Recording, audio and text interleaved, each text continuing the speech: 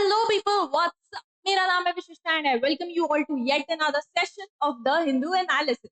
आज हम डिस्कस करने वाले हैं कि आज की तारीख के न्यूज़पेपर में यानी कि 25 मार्च द हिंदू के इंटरनेशनल एडिशन में क्या क्या हुआ है। ठीक है, विदाउट एनी फर्दर डिले फटाफट से शुरू करते हैं। सबसे पहले जो यहाँ पर डिस्कशन होने वाला है वो है कोलिजियम। जो सुप्रीम कोर्ट का कोलिजियम होता है, उन्होंने क्लियर कर दिया है जज जो जिनके बारे में हम पिछले 2 दिनों से एक्चुअली में बात कर रहे हैं, उनका नाम है जस्टिस यशवंत वर्मा। उनका ट्रांसफर जो पिटिशन बेसिकली पेंडिंग थी in front of the collegium, उन्होंने अप्रूव कर दिया, यानी कि finally he is getting transfer from Delhi high court to Allahabad high court. अब पूरी की पूरी कंट्रोवर्सी ये थी, ब्रीफली एक बार बता देती हूँ, हालांकि हम डिटेल में पहले डिस्कस कर चुके हैं कि भाई इनके घर में लगी आग, आग के लिए जो लोग बचाव करने पहुंचे उनको ऐसा बोला जा रहा है, इट इज अलेजेड, अभी कुछ प्रूफ नहीं हुआ है बट इट इज अलेजेड कि उन लोगों को इनके घर में भर भर के फाइल्स, बोरे भर के कैश का मिला है। किसी जज के घर में बोरे भर के कैश मिलने का मतलब आप समझ ही रहे होंगे। तो भाई इसमें शुरू हुई तहकीकात। सबसे पहले ये एक न्यूज़पेपर की रिपोर्ट में आया था कि इस तरीके की वारदात हुई है। उसके बाद ये पूरी की पूरी चीज कोर्ट के सामने आई। सुप्रीम कोर्ट ने ऐसा बोला है कि भाई देखो, अभी तक ऐसा बोलना कि इनका ट्रांसफर जो किया जा रहा है from Delhi high court to Allahabad high court has something to do with a huge pile of cash which was found in his home, ये बिल्कुल भी आपस में रिलेटेड नहीं है, दोनों कंप्लीटली डिफरेंट केसेस है। फिर भी जिस तरीके की खबरें सामने आई है, we are probing into it, we are conducting investigation into it. इसके बाद अपन ने पढ़ा था कि भाई ये वाला जो इन्वेस्टिगेशन होता है ये किस तरीके से किया जाता है, पूरा का पूरा इन्वेस्टिगेशन। तो इन्वेस्टिगेशन में सबसे पहले जो हाई कोर्ट होते हैं, जैसे कि जहाँ पे ये जज हैं अभी दिल्ली हाई कोर्ट, उस दिल्ली हाई कोर्ट के चीफ जस्टिस इन्वेस्टिगेट करके एक प्राइमा फेसाई रिपोर्ट प्रिपेयर करने वाले। ठीक है, ये प्राइमा फेसाई रिपोर्ट प्रिपेयर करके फिर वो सबमिट करते to the chief justice of India. Chief justice of India फिर इस रिपोर्ट की तहकीकात करते और देखते if there is any veracity to the claims made in this report. और उसके बाद ये जो क्लेम्स इनकी रिपोर्ट में है, पूरी की पूरी रिपोर्ट है, उसके बेसिस पे चीफ जस्टिस ऑफ इंडिया को अगर लगता है कि भाई इसमें फर्दर इन्वेस्टिगेशन की जरूरत है, तो वो 3 मेंबर बेंच या कमिटी बनाते हैं। ये कमिटी में 2 chief justice of different high court और एक जज ऑफ सुप्रीम कोर्ट होते हैं। ठीक है, इनमें सॉरी सुप्रीम जज ऑफ हाई कोर्ट होते हैं। इन तीनों को मिला के एक कमिटी बैठती है। ये कमिटी अपना प्रोसीजर ऑफ इन्वेस्टिगेशन खुद डिसाइड करती है, लेकिन रूल्स ऑफ नेचुरल जस्टिस इनको फॉलो करने ही करने हैं, ये कंपल्शन। इसके आगे का क्या हुआ है वो डिस्कस करते हैं। तो भाई यहाँ पे कोलिजियम जो होता है, सबसे पहले वो जानते हैं कि कोलिजियम होता क्या है। तो अगर अपन बेसिक समझे what is a collegium, it is a closed group of senior जजेस of Supreme Court which is headed by which is headed by the CJI यानी कि चीफ जस्टिस ऑफ इंडिया। अच्छा, ये जो कोलिजियम होता है इनका प्राइमरी फंक्शन क्या होता है?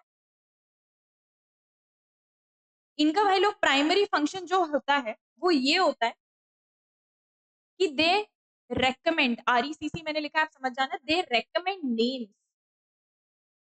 फॉर अपॉइंटमेंट एज जजेस of both Supreme Court and High court.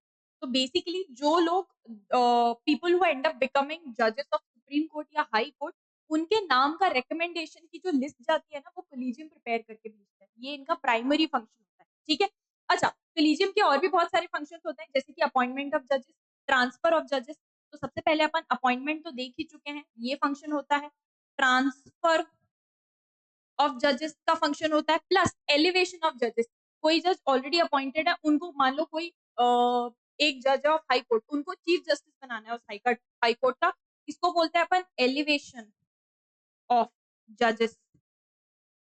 ये सारी की सारी चीजें, इनके लिए रिकमेंडेशन देने का काम ना कोलिजियम का होता है। अच्छा, कोलिजियम सिस्टम को हमारे कंट्री में काफी बार by the government specially criticise भी किया गया है और ऐसे बोला गया है कि यार दे लैक ट्रांसपेरेंसी। किस बेसिस पे नाम आगे दिया जा रहा है, किस बेसिस पे नाम सजेस्ट या रेकमेंड किया जा रहा है, ये सब ट्रांसपेरेंट प्रोसेस नहीं है, आपस में ये लोग डिसाइड कर लेते हैं। तो सबसे पहले उनको बोला गया था, क्रिटिसाइज किया गया था ऑन द बेसिस ऑफ कि इट लैक्स ट्रांसपेरेंसी।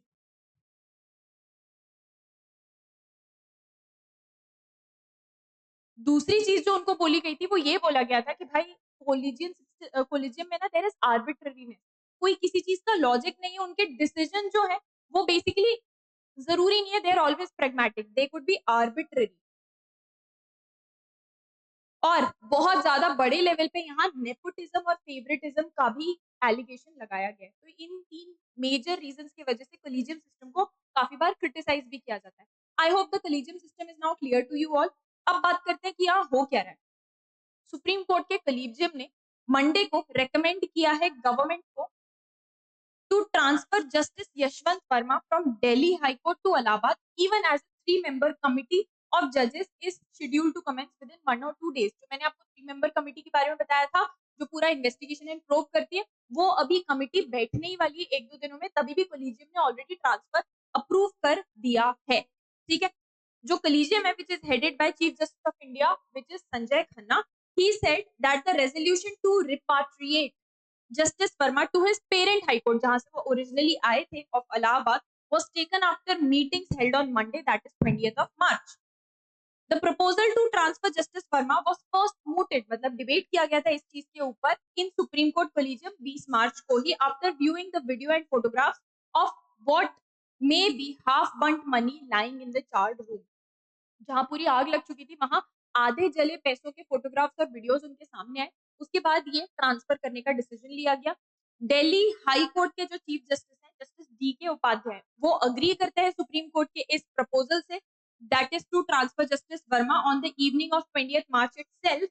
और उनका ये कहना था कि दिस मूव, ये जो ट्रांसफर किया जा रहा है, it is interest of better administration of justice. अगर इनको यहाँ से ट्रांसफर कहीं और कर दिया जाता है तो उससे better administration of justice ensure होगा।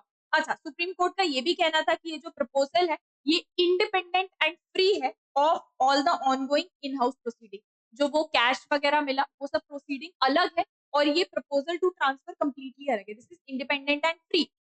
Collegium का resolution to transfer the justice has come shortly after Chief Justice Upadhyay submitted an inquiry, जो मैंने आपको बताया था कि पेरेंट जो मेन जिस हाई कोर्ट में वारदात होती है वो प्राइमा फेसाई रिपोर्ट प्रिपेयर करते हैं और वो सबमिट करते हैं। उनके इस रिपोर्ट के सबमिट करने के कुछ टाइम बाद ही कॉलेजियम का ये डिसीजन सामने निकल कर आया था। अब अगले आने वाले 1-2 दिनों में जो जजेस 3 मेंबर कमिटी बनाई गई है वो बैठेंगे और वो फिर इसके ऊपर फर्दर इन्वेस्टिगेशन करने वाले हैं। नेक्स्ट हम बात करें राज्यसभा के चेयरपर्सन एंड और एक्स ऑफिशियो चेयरपर्सन होते हैं वो, he is actually the vice president of India, mister Jagdeep Dhankhar. उन्होंने एक मीटिंग होल्ड की है on the accountability of judiciary या जुडिशियल अकाउंटेबिलिटी। तो Rajya Sabha chairperson and vice president Jagdeep Dhankhar on Monday held meeting with leader of the house and union minister mister JP Nadda as well as leader of opposition जो मल्लिकार्जुन खड़गे जी हैं, उनके साथ meeting की है तीनों ने मिलकर ऑन जुडिशियल अकाउंटेबिलिटी एंड ये अगेन जो अभी अपन ने जजेस केस डिस्कस किया कि भाई बोरे भर भर के पैसे मिले हैं, इस चीज के ऊपर उन्होंने भी डिस्कशन किया है। मिस्टर धनकार का यहाँ पे कहना था कि they have decided to wait, जो भी इन हाउस 3 मेंबर कमिटी बैठने वाली है उनकी जो भी तहकीकात करके फाइंडिंग्स होती they are going to wait for that before moving ahead on the decision या issue which is a very reasonable thing to do. ये जो दो लीडर्स हैं इन्होंने साथ में मिलकर क्लोज डोर मीटिंग, मतलब उसकी डिटेल्स हमारे सामने नहीं आएंगी, क्लोज डोर कंसल्टेशन किया था विद द चेयरमैन अपने ही चेंबर में। ये मीटिंग आई in the wake of Mr Dhankhar recalling the political parties unprecedented consensual support to the National Judicial Appointments Commission। तो बात ये हो रही थी कि national judicial, just give me a moment,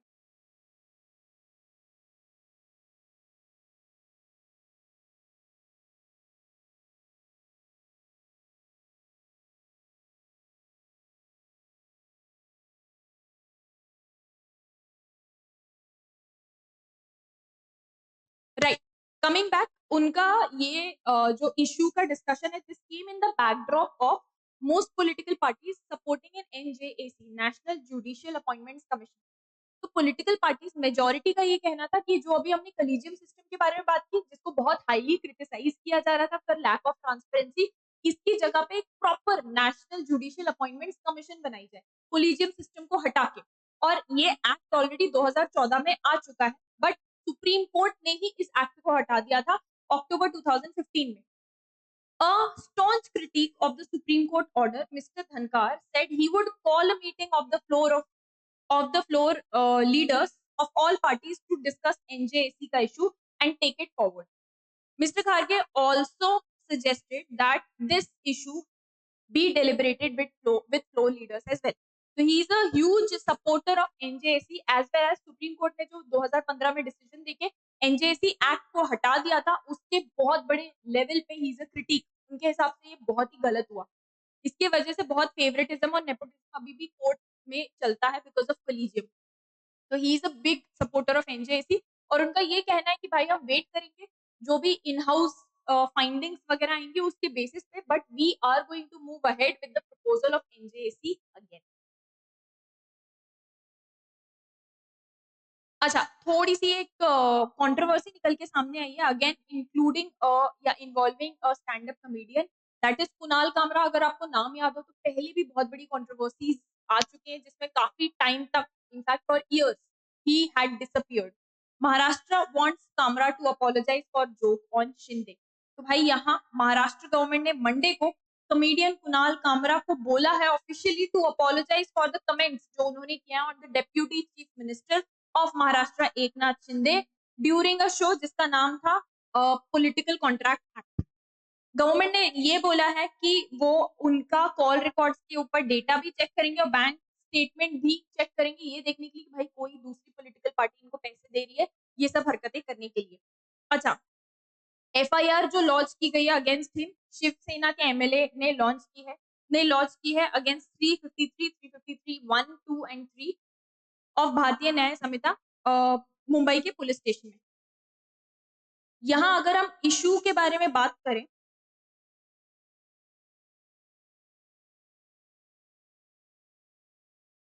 तो वहां ये हुआ था बेसिकली कि in his one of his shows Kunal Kamra का जो वीडियो वायरल हुआ था उसमें ही tried to insult Eknath Shinde. The people of Maharashtra have decided in 2024 election as to who is a गद्दार एंड हु इज अ खुद्दार, ऐसा उनका कहना था।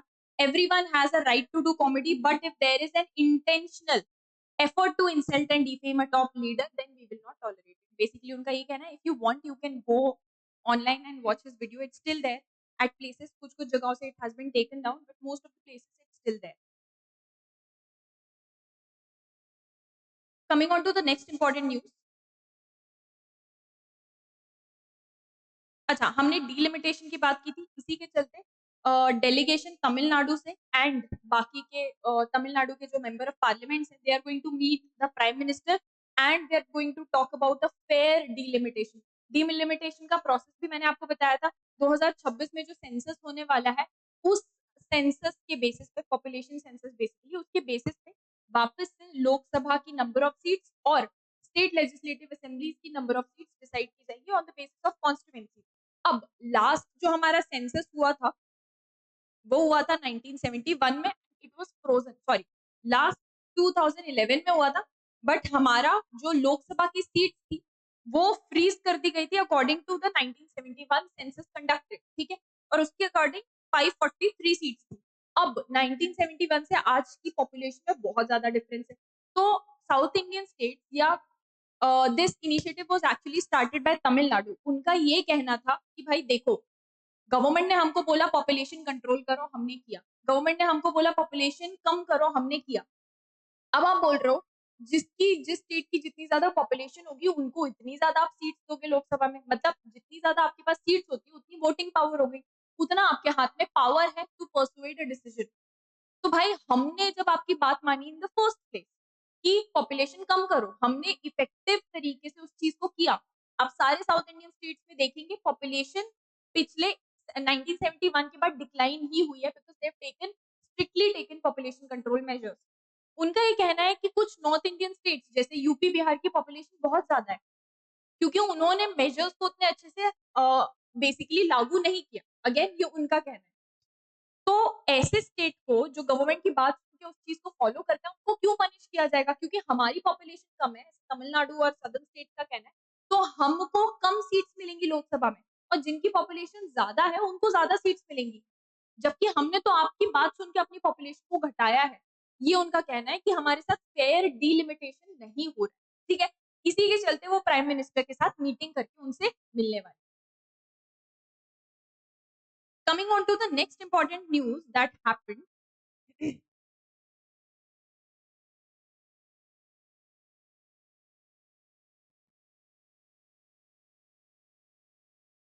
अच्छा, ये हम पहले भी देख चुके हैं और भी काफ़ी सारे स्टेट्स में कास्ट सर्वे हो चुका है। झारखंड गवर्नमेंट बहुत ही जल्द एक कास्ट सर्वे कंडक्ट कराने वाली है। ऐसा मंडे को अनाउंस किया गया है कि caste based survey in the state is going to be conducted. Transport, revenue and land reforms minister Deepak Birua, उन्होंने ये अनाउंसमेंट किया था while replying to a question जो कांग्रेस के एक एमएलए ने पूछा था। Mister Yadav, who is the leader of Congress legislature party, उन्होंने ये बोला है जेएमएम यानी कि झारखंड मुक्ति मोर्चा लेड गवर्नमेंट ने अपना अप्रूवल दे दिया है कि भाई एक कास्ट बेस्ड सर्वे कंडक्ट कराया जाए स्टेट में। इससे बेसिकली एक एक्सरे ऑफ सोसाइटी हो जाएगा। उसमें उनका ये कहना है कि कास्ट बेस्ड सर्वे कंडक्ट कराएंगे, हमको ये पता चल जाएगा कि कौन सी कास्ट के कितने लोग हैं, तो कौन सी कास्ट अभी भी दबी कुचली जी रही है या माइनॉरिटी है, और ताकि उनके बढ़ोतरी के लिए, उनके परिवर्तन के लिए हम पॉलिसीज बना पाए। That's what they mean to do after doing the caste based सर्वे।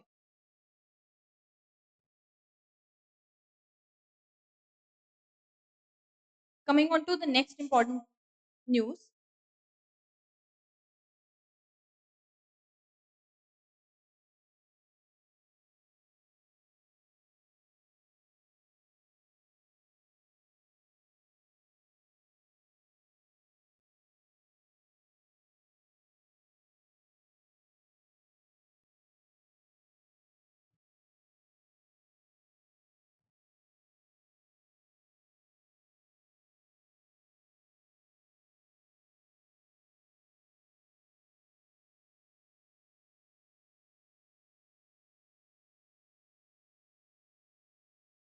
सीधा हम आ जाते हैं, right, this is very important.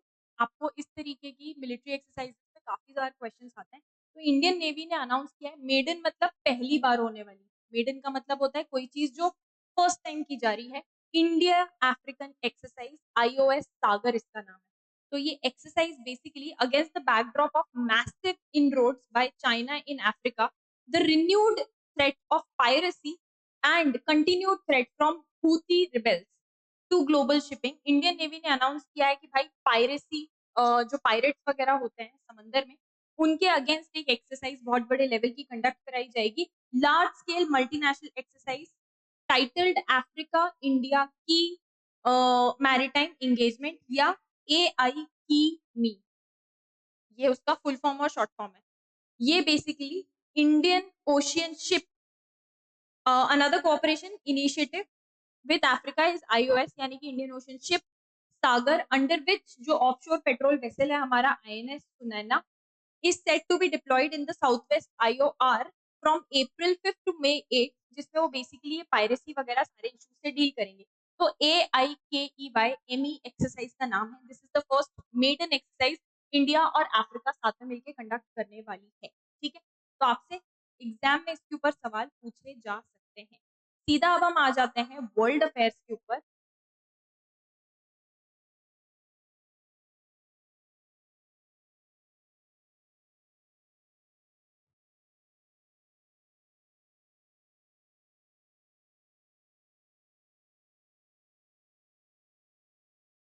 अच्छा, ट्रम्प ने हाल ही में बहुत बड़े अमाउंट में टैरिफ्स लगाए हैं on country buying Venezuelan oil. जो वेनेजुएला से ऑयल खरीद रहे हैं उन कंट्रीज के ऊपर टैरिफ लगाए हैं, और इंडिया और चाइना के ऊपर इनडायरेक्टली अफेक्ट कर सकता है। यूएस प्रेसिडेंट डोनाल्ड ट्रंप ने अनाउंस किया है मंडे को स्टीप मतलब high level tariff on imports from countries buying oil and gas from Venezuela, a punitive measure that could hit China, India among other countries। Basically tariff दो reason से, दो तीन reason से लगाया जाता है।